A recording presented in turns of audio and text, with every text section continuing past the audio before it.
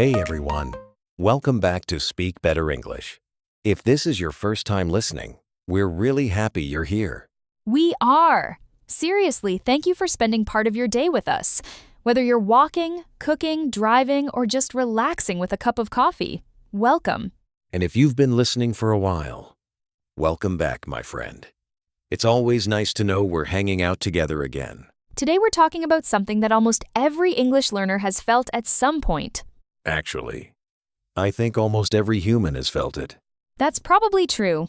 We're talking about the fear of speaking English.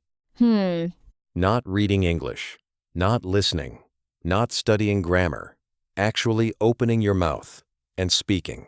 That little moment before you say your first sentence. Exactly. That moment when your brain suddenly forgets every English word you've ever learned. Oh yes, you know the words. You've practiced them. You've heard them hundreds of times. Then someone says, "So, tell me about yourself." And suddenly, nothing. It's like your brain says, "Sorry, we're closed today." Or, "Please come back tomorrow." Can I ask everyone listening something? Have you ever answered a question perfectly, inside your head, but when you actually started speaking, everything disappeared? Or maybe you've written beautiful English messages, but when someone called you, you panicked. Maybe you've spent years learning English. Years, and still feel nervous ordering coffee, or introducing yourself, or joining a meeting. Maybe you've stayed quiet, even though you knew the answer. That one hurts, because later you think, I knew what I wanted to say. Exactly. You replay the conversation again and again. Then, 5 minutes later, the perfect sentence finally appears. Why does that always happen? My brain becomes a genius after the conversation ends. Mine too. Here's something interesting. Do you think people are afraid of English, or are they afraid of making mistakes? That's a really good question. Because I don't think English is actually the scary part. I think judgment is. Wow, yeah, I think you just hit the nail on the head. That's today's first expression. Oh, nice. Hit the nail on the head. It means you said exactly the right thing, exactly what the situation needed. So if someone understands a problem perfectly, you can say, you really hit the nail on the head. That's right. And honestly, I think fear usually comes from wondering, what if people laugh at me? What if I sound silly? What if my grammar is wrong? You know what's funny? When I was younger, I thought confident people never felt nervous. I really believed that. Me too. Then I met confident people. And? They were nervous too. They just spoke anyway. That's an important difference. Confidence isn't the absence of fear. Sometimes confidence is speaking while you're still afraid. Exactly. And today, we want to talk about that fear, not to make it disappear overnight, because honestly, it probably won't. But maybe we can make it smaller, little by little. Kind of like carrying a heavy backpack. The backpack doesn't suddenly disappear, but every week, it gets a little lighter. That reminds me of a useful word, nervous. Everyone knows it, but let's think about it naturally. If you're nervous, you feel worried before something happens. Like before an interview. Exactly. Or before giving a presentation. Or speaking English with someone new. Yesterday, I was nervous before recording this episode. Really? Of course, people think podcasts are easy. Sometimes I still wonder, what if I forget everything? See?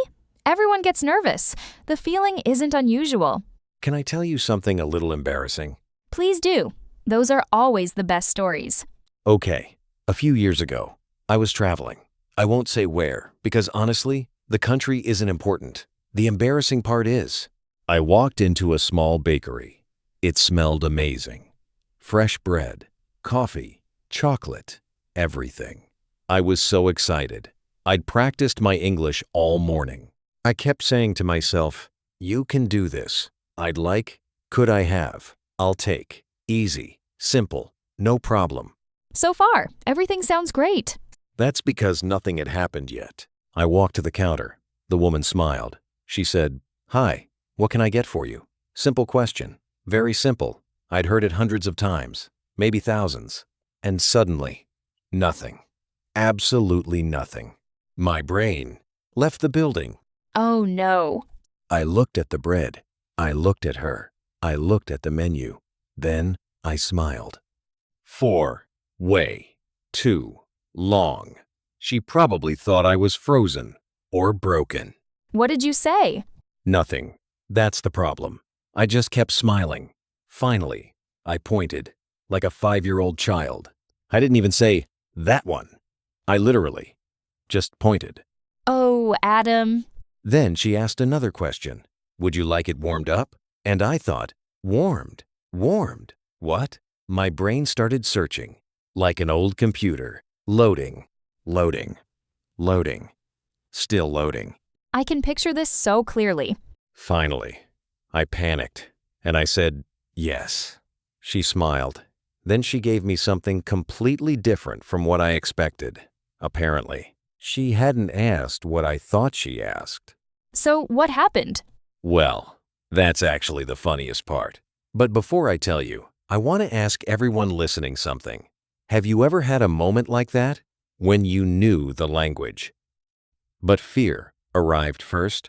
Think about your answer, because after the break in our conversation, I'll tell you what happened next. And trust me, it still makes me laugh today. All right, where was I? Oh yes, standing in that little bakery, trying to look confident. Spoiler alert, I did not look confident. You looked like your brain had gone on vacation. Exactly. So the woman disappeared into the kitchen for a minute. I was standing there thinking, what did I just order? I honestly had no idea. A sandwich? Soup? Coffee? A birthday cake? Anything felt possible at that point. That's the strange thing about panic. It makes even simple situations feel complicated. Right. Then she came back with a toasted sandwich, very hot, very cheesy, and a huge smile. She put it on the counter and said, enjoy. I smiled back and said, you too. No, Adam, you didn't. I absolutely did, without thinking. She wasn't eating the sandwich. She was working. But somehow, you too escaped from my mouth before my brain could stop it. I think we've all done that. Someone says, enjoy your meal. And we answer, you too. Even native speakers do that. Really? All the time.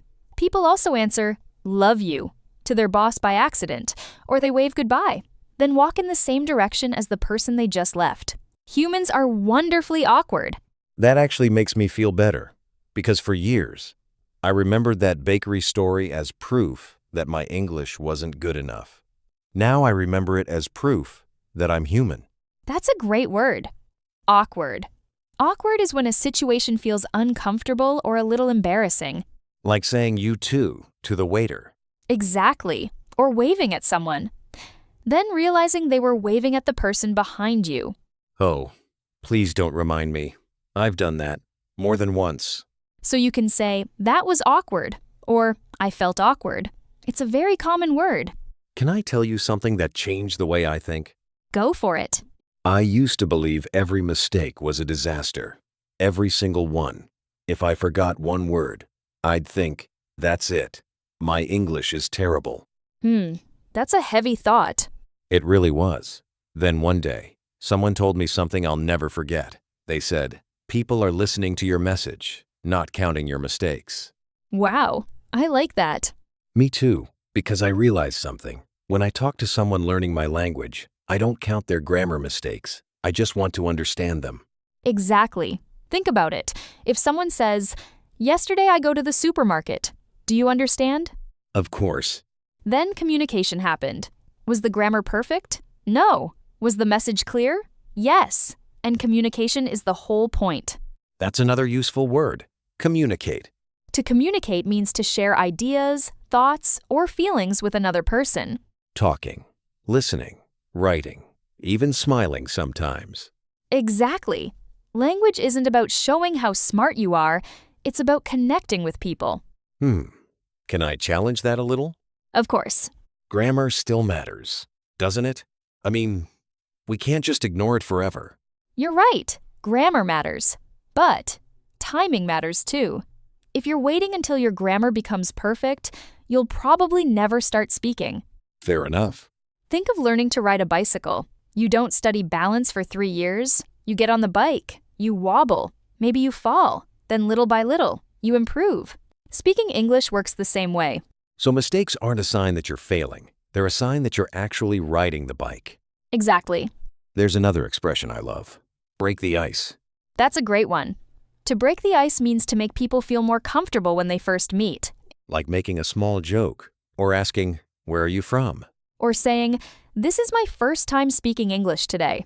Sometimes honesty breaks the ice better than pretending you're confident. That's true.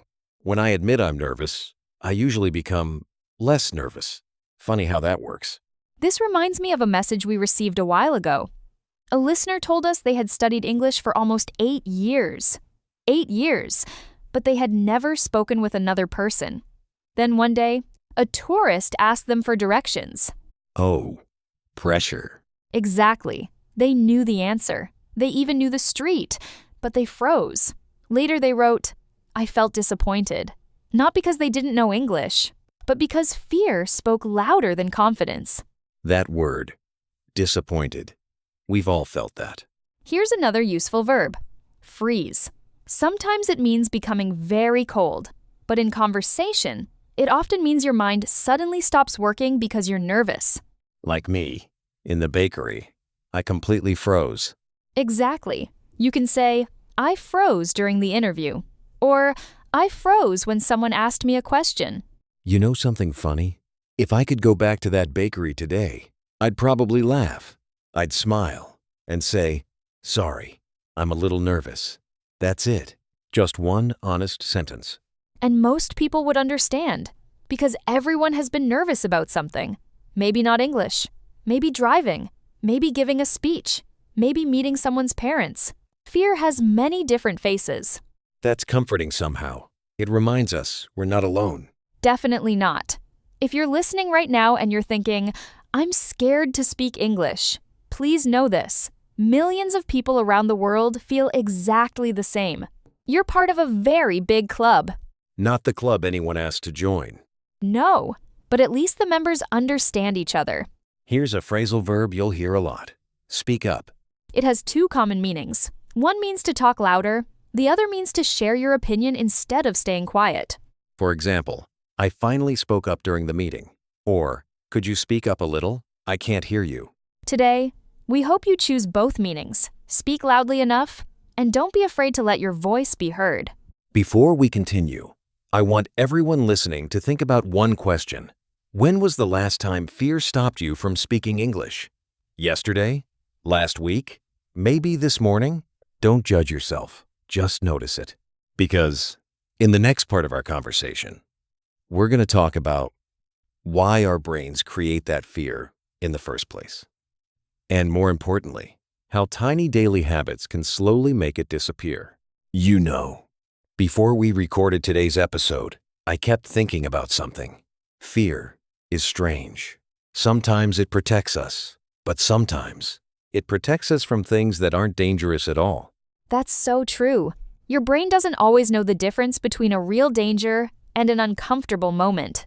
To your brain, standing in front of 10 people and speaking English can feel almost as scary as being chased by a wild animal. Which is a little unfair, because usually the people listening are just thinking, "I wonder what I'm having for dinner." They're not judging every word you say. Exactly. Most people are too busy worrying about themselves to spend much time judging someone else. That's an important word. Judge. When you judge someone, you form an opinion about them. Sometimes it's positive, sometimes it's negative. Many English learners think, everyone is judging my mistakes. But in reality, most people aren't. They're simply listening or waiting for their turn to speak. Can I tell you about someone I met a few years ago? Of course. I'll call her Maya. That's not her real name. She joined an English conversation group every Saturday. Every week, she'd arrive early. She'd smile. She'd listen carefully. She'd write notes, but she almost never spoke. I've met people like that. You can see they understand almost everything, but they stay quiet. Exactly. One Saturday I asked, "Maya, would you like to answer this question?" She smiled, looked at the floor, and quietly said, "No, maybe next time." I didn't push her. I just said, "No worries." Good choice. Pressure usually makes fear bigger. A few weeks later, something interesting happened. The teacher was running late. Everyone was chatting in small groups. Someone asked Maya, "Where did you buy your backpack?" It wasn't a grammar exercise. It wasn't a test.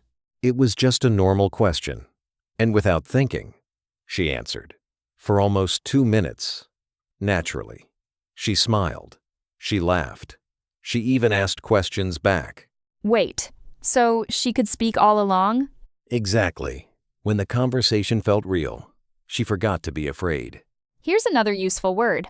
Pressure. Pressure is the feeling that you must do something perfectly. Like taking an exam, or giving a presentation, or introducing yourself in English for the first time.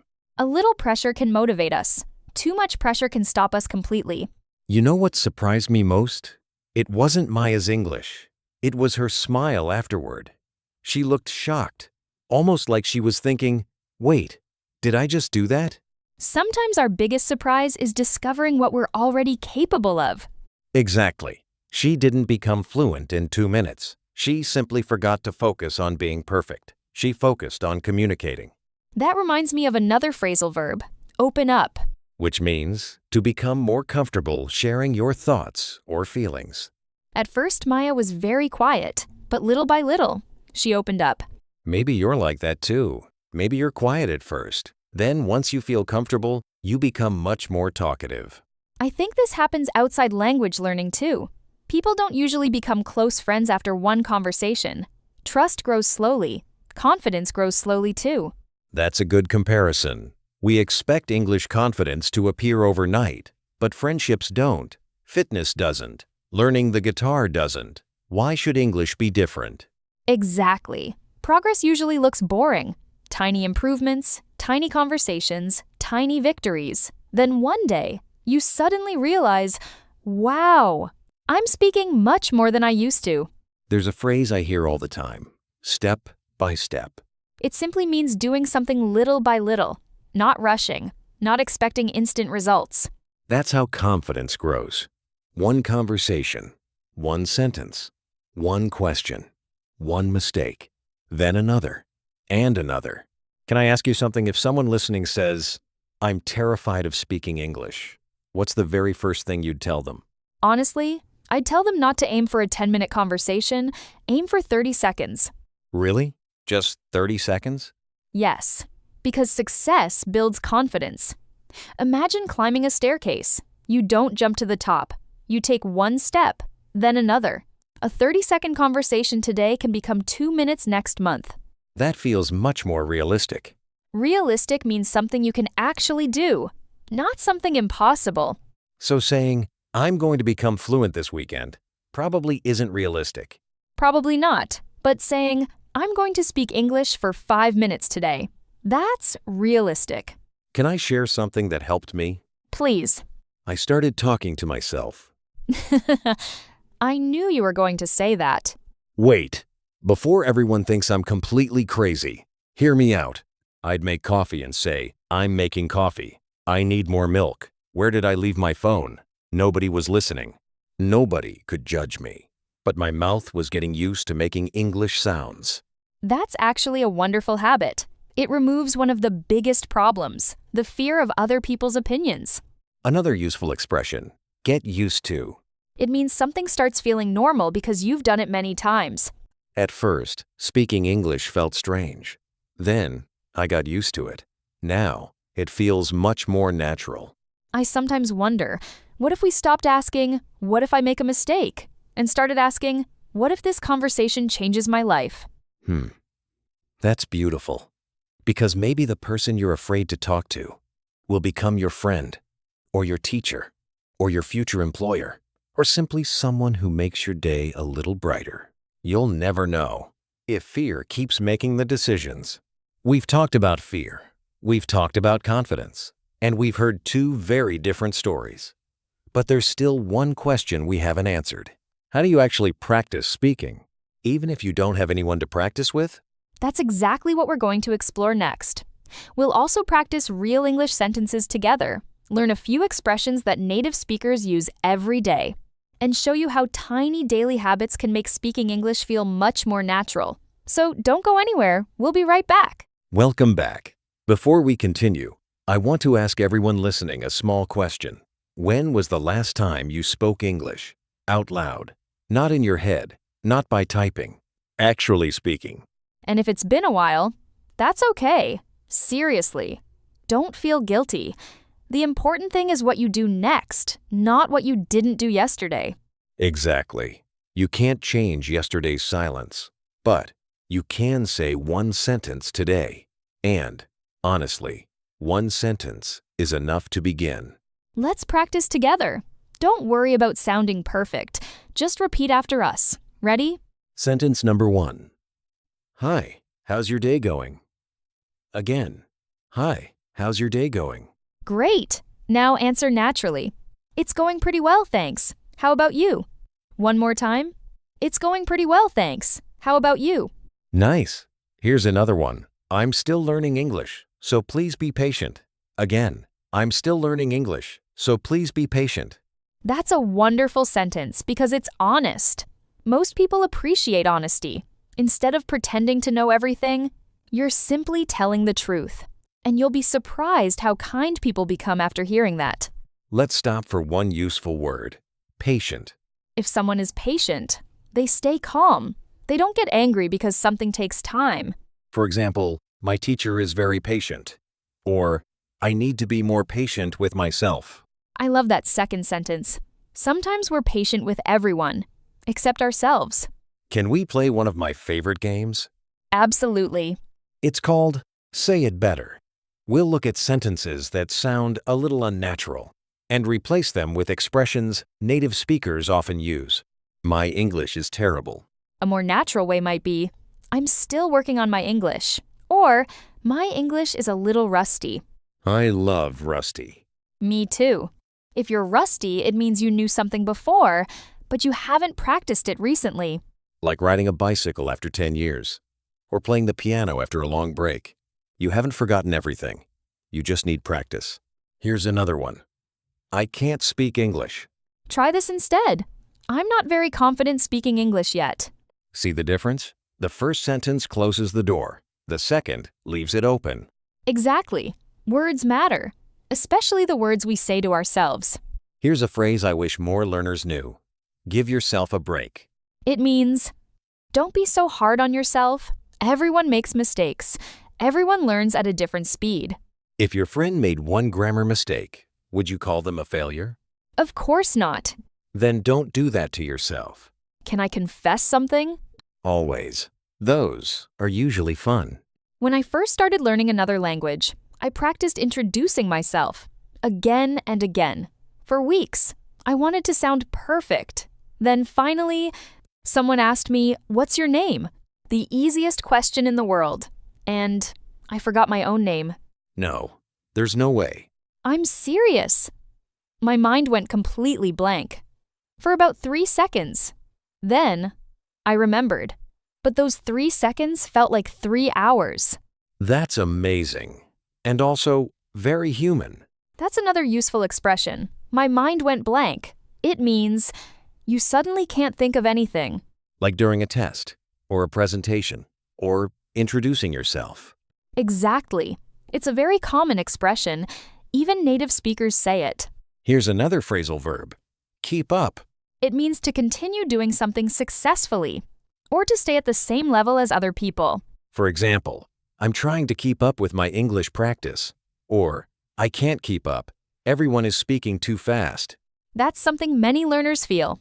And that's okay. You don't have to understand every single word. Focus on understanding the main idea first. The details will come later. Let's fix a couple of very common mistakes. First one, I have 25 years. I'm 25 years old. Simple, but very common. Another one, I have fear to speak English. A more natural sentence is, I'm afraid to speak English. Or, I'm nervous about speaking English. I hear that one a lot. And honestly, now you know a much more natural way to say it. Let's see how many words we've used today. We talked about being nervous. Feeling awkward. Sometimes we freeze. We worry people will judge us But the goal is simply to communicate. without putting too much pressure on ourselves. We choose realistic goals. We become more patient. And if our mind goes blank, we smile, take a breath, and continue. You know, I used to think confident speakers never felt nervous. Now, I think they simply became friends with that feeling. It still visits them. It just doesn't control them anymore. That's beautifully said. Fear doesn't have to disappear. It just has to become quieter than your courage. I like that. Really like that. In the final part of today's conversation, we'll wrap everything up, review the biggest lesson from today, answer one final question, and leave you with something we hope you'll remember the next time you speak English. Welcome back. I can't believe we're already at the end of today's conversation. Honestly, it feels like we just started. I know, whenever we talk about something so personal, time seems to fly by. And I think today's topic is personal for so many people, not just English learners, anyone who's ever been afraid to speak up. Let's think about where we started. We talked about that scary moment when someone asks you a simple question, and suddenly, your mind goes completely blank. Then we laughed about your bakery story. Please, I was hoping everyone had forgotten that already. Not a chance. I still can't believe you answered, "Enjoy your meal," with "you too." You know what's funny? A few years ago, I told that story because I felt embarrassed. Today, I tell it because it makes me smile. That's a pretty big change. Exactly. The story didn't change. You changed. If I had to choose one lesson from today's episode, it would be this. Speaking English isn't a test, it's a conversation. And conversations are never perfect. People forget words. People interrupt each other. People laugh. People correct themselves. Even native speakers do all of those things. Sometimes we imagine native speakers talking like actors in a movie. But real life isn't like that. Real conversations are wonderfully messy. So if you're waiting until your English becomes perfect, you might be waiting forever. Instead, start speaking while you're still learning. Because that's how learning happens. Think about babies. Nobody expects a baby to speak perfectly on the first day. People smile. They encourage them. They celebrate every little word. Maybe we should treat ourselves the same way. Celebrate progress, not perfection. Before we finish, let's do one last challenge together. If you're somewhere you can speak out loud, repeat after me. Ready? I don't need perfect English to have a real conversation. Again, I don't need perfect English to have a real conversation. Excellent. Now this one. Every conversation makes me a better speaker. One more time. Every conversation makes me a better speaker. And finally, my favorite sentence from today. Progress is more important than perfection. Again, progress is more important than perfection. Let's quickly revisit some of today's words and expressions. We learned nervous, awkward, communicate, judge, pressure, freeze, patient, realistic, blank. And we also practice these useful expressions. Hit the nail on the head, break the ice, give yourself a break. Plus, our phrasal verbs, speak up, open up, get used to, keep up. Don't worry if you can't remember every single one today. The more you hear them, the more natural they'll become. Learning isn't about remembering everything immediately. It's about meeting the same words again and again. Before we say goodbye, we'd love to hear from you. Here's our question for today. What's one situation where you feel nervous speaking English? Maybe at work. Maybe during a phone call. Maybe when traveling. Maybe introducing yourself. Tell us in the comments. And here's a fun question. If you could have coffee with any English-speaking person, who would you choose? It could be an actor, a singer, an author, a teacher, or even someone from history. We'd love to read your answers. And remember, it's completely okay if your English isn't perfect. Write anyway. Every comment is practice. Every sentence helps you grow. Before we finish, I'd like to leave you with one thought. Fear often whispers, "What if I make a mistake?" But curiosity asks, "What might I learn?" Whenever you can, choose curiosity. It makes the journey much more enjoyable. I love that. And here's mine. Your accent tells the world that you've learned another language. That's something to be proud of, not something to hide. If today's conversation made your English feel just a little easier, or maybe made you smile, we'd love to have you with us again next week. Don't forget to subscribe so you never miss a new episode. And if you know someone who's afraid of speaking English, share this episode with them. Sometimes one conversation can make a big difference. And if you'd like today's vocabulary, expressions, and speaking practice in a simple PDF, be sure to check the links in the description below. We put everything together to help you review at your own pace. Well, that's all for today. Thank you for spending part of your day with us. Whether you listened while driving, walking, cooking, working, or just relaxing, we're really glad you were here. Remember, you don't become confident before you start speaking. You become confident because you keep speaking, one conversation at a time, one sentence at a time, one small step at a time. So the next time you feel nervous, take a deep breath, smile, and say the first sentence anyway. You might surprise yourself. And remember, every small conversation is one more step towards speaking better English. Take care, everyone. Keep practicing, keep smiling, and most importantly, keep speaking. We'll see you next time. Bye, everyone. Bye.